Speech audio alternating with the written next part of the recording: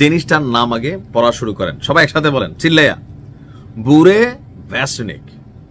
বুরে ভেস্টনিক শব্দ কঠিন না? হ্যাঁ, জিনিসটাও কিন্তু এরকম কঠিন একটা জিনিস। নামটা উচ্চারণ করতে যত কষ্ট, এটাকে উড়াইতেও ঠিক ততটাই কষ্ট। এটারে ধরাটা আরো কষ্ট, এটারে নজরদারি করাটা আরো কষ্ট। জিনিসটা কি? বুরে ভেস্টনিক। বুরে মানে কি? নর্মালি আমরা হিন্দি শব্দ বুরা, বুরে মানে খারাপ নাকি? যাই হোক, বিষয়টা অন্য জায়গায়। তবে শব্দটা হচ্ছে রাশিয়ান। দর্শক, রাশিয়া ইউক্রেন যুদ্ধে ভিন্ন একটা মুহূর্ত আমরা দেখছি যে পশ্চিমা শক্তিগুলা দিন শেষে সফল হয়েছে। কোথায়? পুতিনের বিরুদ্ধে তারা তাদের যে সামরিক সহযোগিতা অব্যাহত রেখেছিল ইউক্রেনের প্রতি, আমেরিকার প্রথম দিকের যে অবস্থান আর এখনের যে অবস্থান, সবকিছু মিলিয়ে একটা নেগেটিভ ভাইব তৈরি হয়েছে রাশিয়ার বিরুদ্ধে। অপরদিকে রাশিয়া কি করতেছে? গত 7 দিনে পুরো ইউক্রেনের যে আয়তন, এটার 10% যতটুকু হবে ততটুকু জায়গার যে শহরগুলো আছে এটা তারা দখলে নিয়ে নিছে। তো এই যখন অবস্থা, এটাকে ইউক্রেন প্রেসিডেন্ট জেলেনস্কি পশ্চিমাদের কাছে প্রকাশ করার চেষ্টা করতেছে। এখন আমেরিকা এই যে টমক নামক ক্ষেপণাস্ত্র আপনার ইউক্রেনের হাতে তুলে দিচ্ছে, সেইটার ঝাল মেটানোর জন্য বা পশ্চিমাদেরকে ভয় দেখানোর জন্য বা আমেরিকাকে শাসানোর জন্য এবার পুতিন নামাইছে বুরে ভেস্টনিক।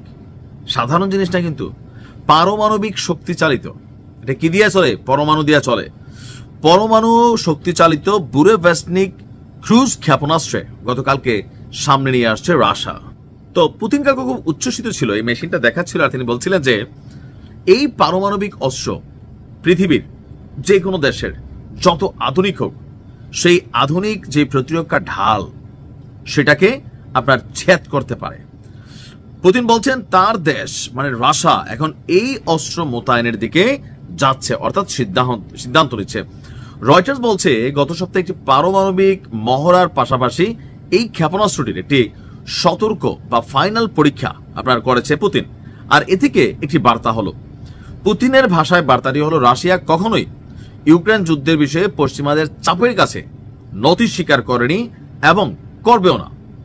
যেখানে ইতিমধ্যে ট্রাম্প মস্কোর বিরুদ্ধে কঠোর নিষেধাজ্ঞা আরোপ করে দিয়েছেন। আপনারা জানেন যে রাশিয়ার 2টা বড় ধরনের যে তেল ক্ষেত্র, সেটার উপর আমেরিকা নিষেধাজ্ঞা জারি করেছে।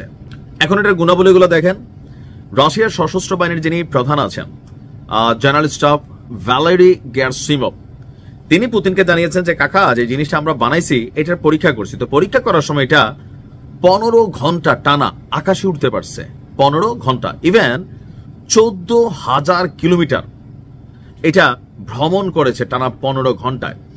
ইউক্রেন যুদ্ধে তত্ত্বাবধানকারী জেনারেলদের সাথে এক বৈঠক করেছে পুতিন কাকু, যে ছবিটা আপনারা ভিডিওতে দেখছেন।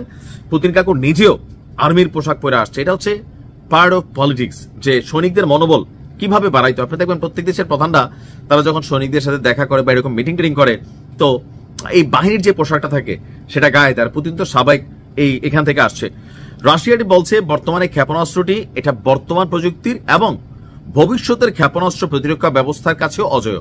শুধুমাত্র আজকের দিনে না, কেউ যদি মনে করে যে আজ থেকে 5 বছর পরে পুতিনের এই বুড়ে ভেস্টনিককে আটকে দেবে বা টেকনিক্যালি ডিফিট করবে, পুতিন বলছে এটা সম্ভব না, কারণ এটা এভারগ্রিন, এটা বানানো হয়েছে। এটা আবার একটু অতিরিক্ত বলা হয়েছে। আর এর সীমাহীন পাল্লা, অপ্রত্যাশিত উড্ডয়নের ক্ষমতা ইউক্রেনের জন্য ভয়ঙ্কর বিপদ ডেকে আনবে। পুতিন বলছেন রাশিয়ান বিশেষজ্ঞরা তাকে একবার বলেছিল এই অস্ত্রটি কখনো বাস্তবে তৈরি হওয়ার সম্ভাবনা কম, কিন্তু এখনের গুরুত্বপূর্ণ অবস্থার জাতি দেখতে পাচ্ছে।